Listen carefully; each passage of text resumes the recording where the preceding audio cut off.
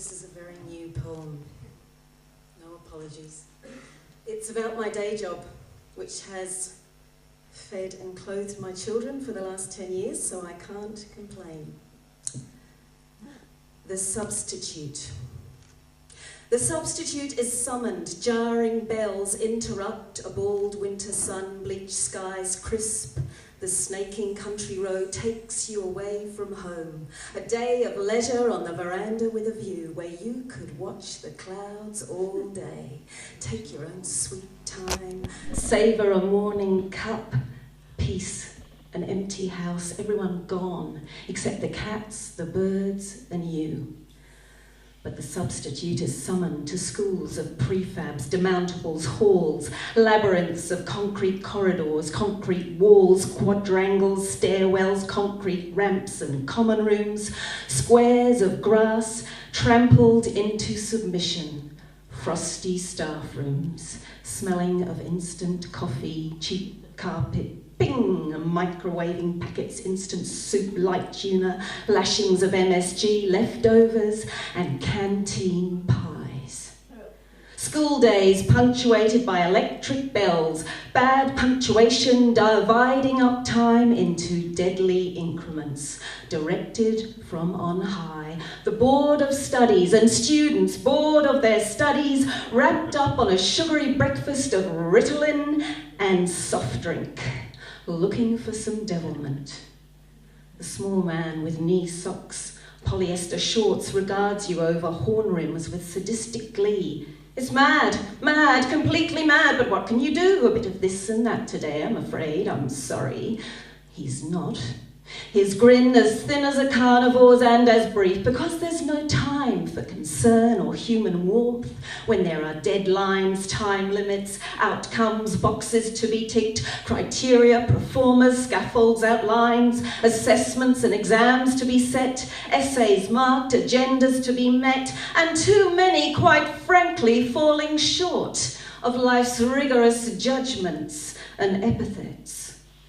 The substitute is summoned to fill a gap, part-time educator filling in for the real thing, imparting knowledge, wisdom or not, to a generation inflicted, medicated, sprayed with impulse and links, sugared and salted, crudded with chemicals, labelled for convenience, recorded, graded and streamed for their ribald insolence, their furious impudence with ODD, ADD, ADHD, high-functioning Asperger's, various levels of autism, myriad allergies, conditions we have yet to name, that excuse, proclaim their pissant normality. Our errant, carbuncled youth zone out on iPods, MP3s, fiddling incessantly with mobile phone apps, cherry lip gloss.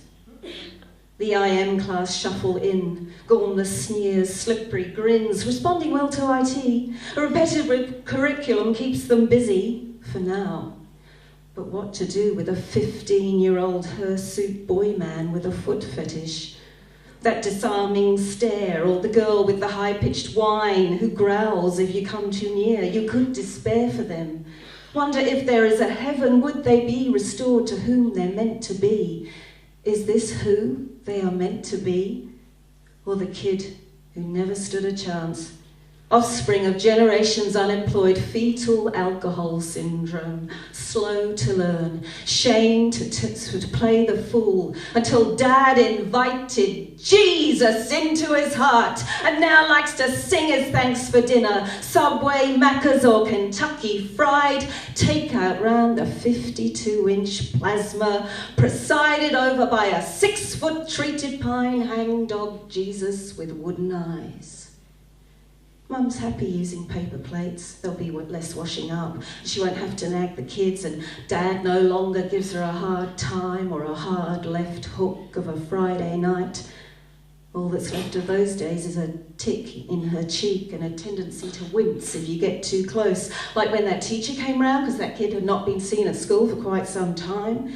Locked in the toilet he was. Mum was doing a block, Dad was already tanked, but that's all over now, and Mum's real happy with her new church family. And who can grudge her that?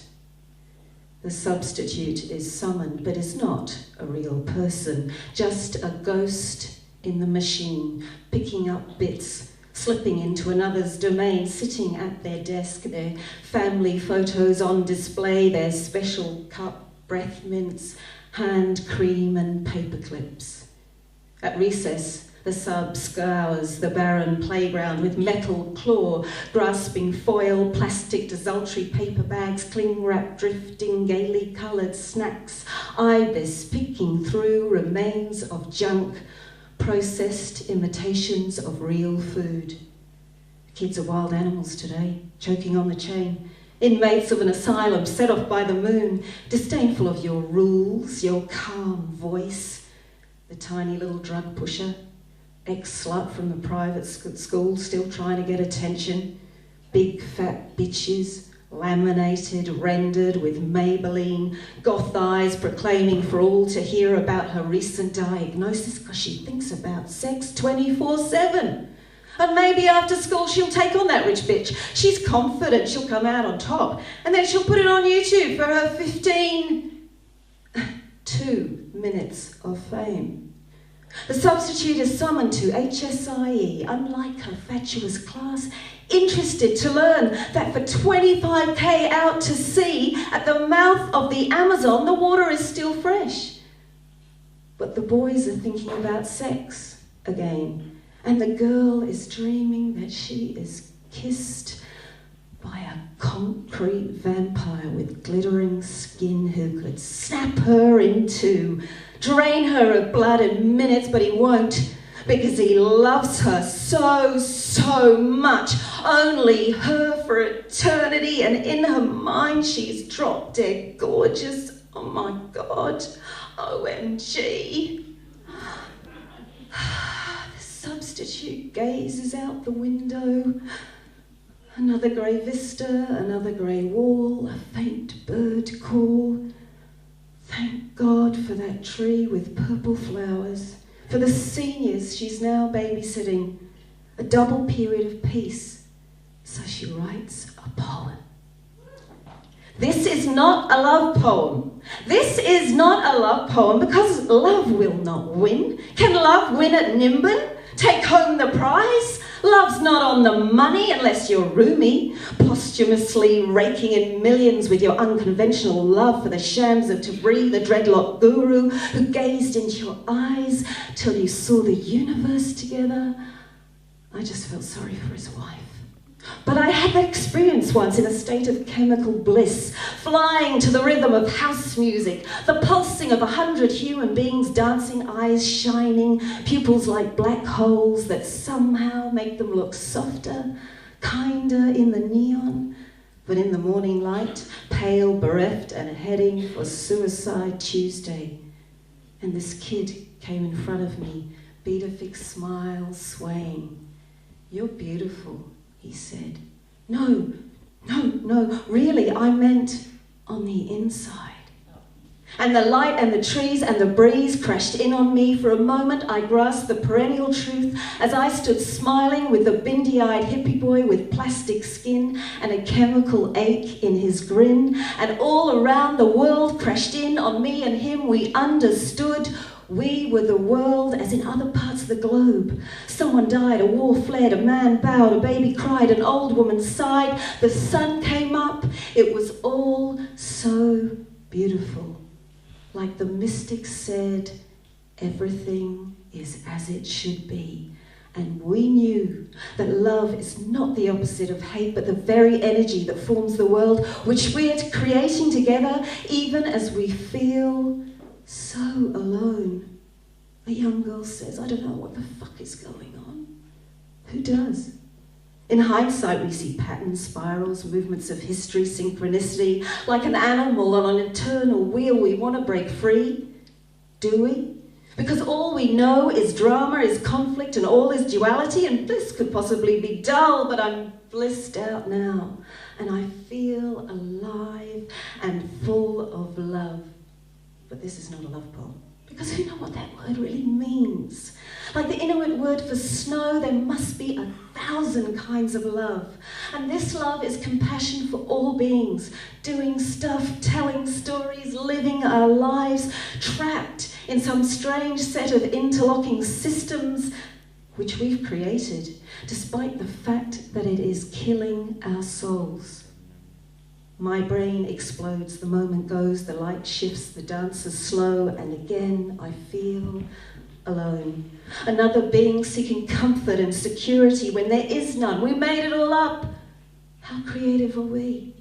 And the Dalai Lama's words may resonate with me, but he's just a man. He says so himself, and I won't kneel before him or any guru or king or overpaid pop star, idol, and you may think that arrogant, but don't bow before me or put me on a pedestal, and don't believe a word I say or agree with my hodgepodge philosophy, because I am just another individual unable to escape my conditioning, my education, my ancestry, and you may judge me for my bourgeoisie, my comical neuroses which assail me sometimes, the fears and angers, I don't know why. Is it all just a subconscious response to residual memory, the eternal inner child? As my body fails me, as it ages me, as I grieve the loss of the young me, acknowledging one day I will be a granny, and my skin, once golden and firm, will stretch, wrinkle like crepe, hoping to be cuddly, grandmotherly, loving unconditionally my grandchildren, who will rest their heads on my comfortably maternal bosom and feel safety when there is none. I grieve, I surrender, I forgive, and I let go, happy again in love with life. But this is not a love poem, unless I can wax lyrical about everyday loves and find a new name for them, like food that's so good it makes you groan, and hot showers that are just perfect, and the times when nature embraces you with cool breezes and sunsets and sunrises. Walking on the beach, you see a dolphin or a whale, or the smell of a mango, and the first cup of coffee in the morning. I love that. And I love laughing till I nearly pee, and books and poems with such beauty that I fall in love with the writer, whatever that means, because this is not a love poem.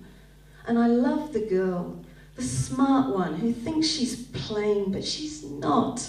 And my little one talking and singing from the moment she opens her eyes, so not like me. Cats lounging around like indolent pharaohs, and when they miss their prey, pretend they weren't that interested anyway. And dogs. I love dogs because they adore you no matter what. But this is not a love poem because Romeo and Juliet thought they had something special, but the nurse and their mum and dad know that love belongs to everyone, and sometimes it feels like hell. And the sun is coming up over the trees, and the hippie lad is still in front of me, smiling. I love you, he says. But if I see him next week walking down the street, will he remember me? Or a night on the doof, bliss flying through his veins, his aching jaw, a vague memory of the universe held in his hand, growing still with possibility. If only we knew how. If only we knew how to evolve, to save the world, to make it all better, to understand, to pay attention, to love. To love. A bell rings. Time well spent. Time for the substitute to go home with a poem that she wrote that day. Illusions within illusions within illusions. I can't tell you what is real or how it all will end. Time will tell. Maybe. Thank you.